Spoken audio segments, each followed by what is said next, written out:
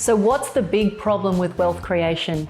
How do people like us, who didn't inherit a boatload of money, who are investing and building wealth from our own blood, sweat and tears, how do we invest in a way that gives us remarkable results and become financially free before retirement age? I don't know about you, but I am sick of hearing from wealth gurus and experts who don't walk their own talk and prescribe strategies that are a one-size-fits-all approach. For self-made people like you and me, I'm here to tell you that you don't need to be superhuman or already wealthy to reach financial freedom earlier than 65. This is the Alternative Investing Podcast.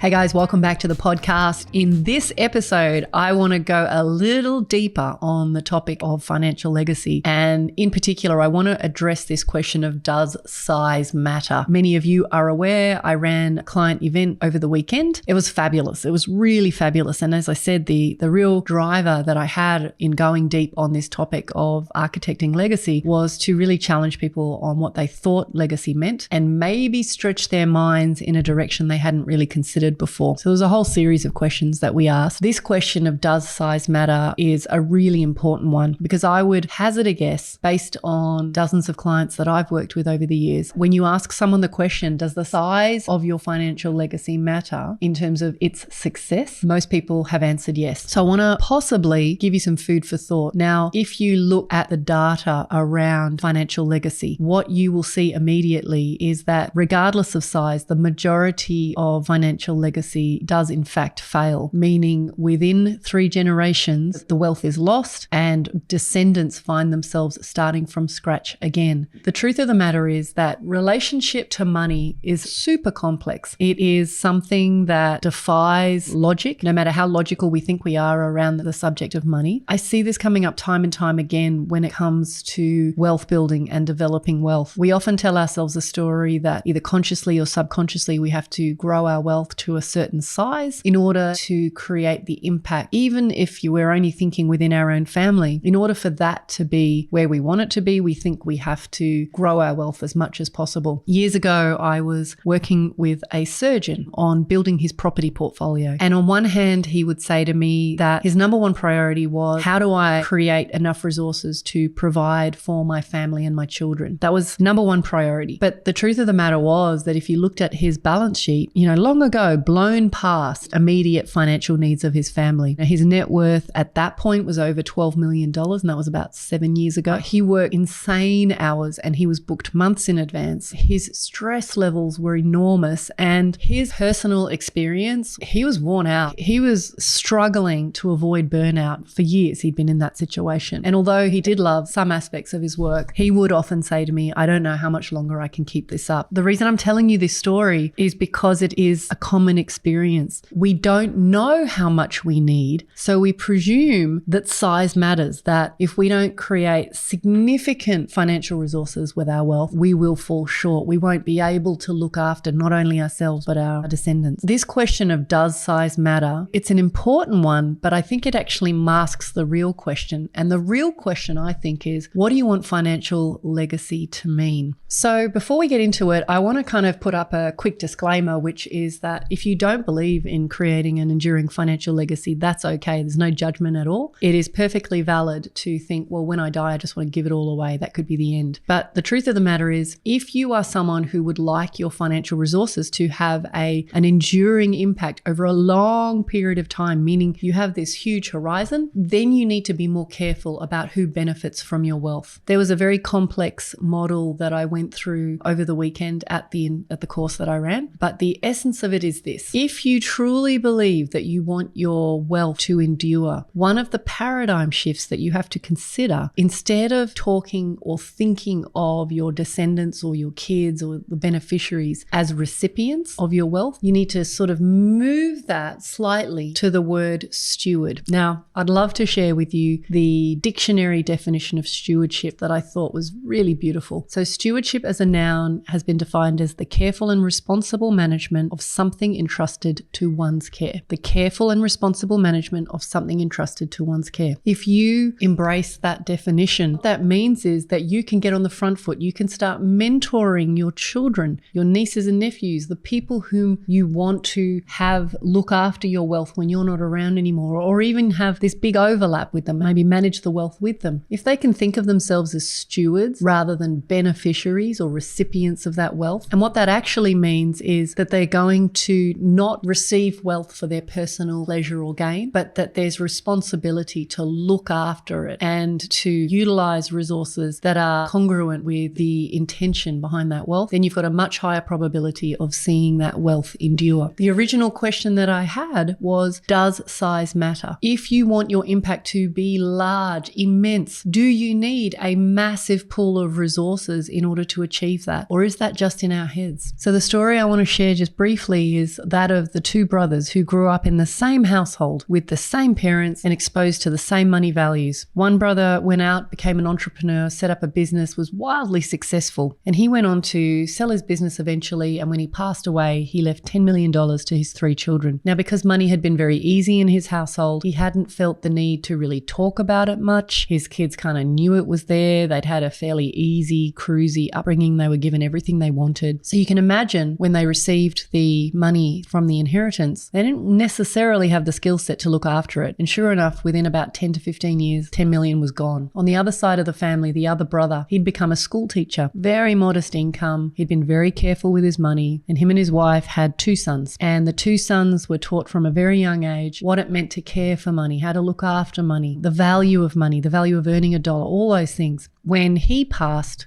all he left behind was a small pool of resources offering a $30,000 annuity. Now, those 2 sons managed to take that $30,000 annuity and grow it into a small fortune. The point of telling you this story is to emphasize or underline that the size of what you leave behind matters far less than the skills, the thinking, and the mindset that you give to your recipients about how to care for that wealth. And I guess I'm really driving this home for a couple of reasons. Number one, I want you to take comfort in this idea that you may have an idea in your head of what your net worth needs to be when you pass in order to feel like you've left something significant behind, in order to feel like you've supported the next generation. But I'm going to ask you to let that go, because if you haven't done a great job in shepherding the next generation of stewards, the money will be gone within a short space of time either way. The other thing that I would point out to is that it's really important to think about, what level of legacy do I want to play? Do I want to have a legacy that just supports my children? Or am I looking to impact on a greater level? And statistically, this is my extrapolation of the data, but if you only think about supporting your own children, offspring, nieces and nephews as the sum total of your aspiration when it comes to legacy, odds are it will fail. So this is where we loop back to this definition of stewardship. If you can encourage recipients to transition to this idea of being stewards, the probability of financial endurance around legacy is far greater. And certainly my observation of very high net worth families, ultra high net worth families, is that some of the ones that have done a really great job in surviving beyond 3 or 4 generations really embrace that principle. So guys, that's where I'll leave it today. This is such an important topic, and I know I've given you a pretty high level overview of the concepts. Don't kid yourself. The size of your net worth isn't the thing that's going to matter the most in the end. It's everything else. And so I leave you with that thought, and I look forward to catching up with you next time.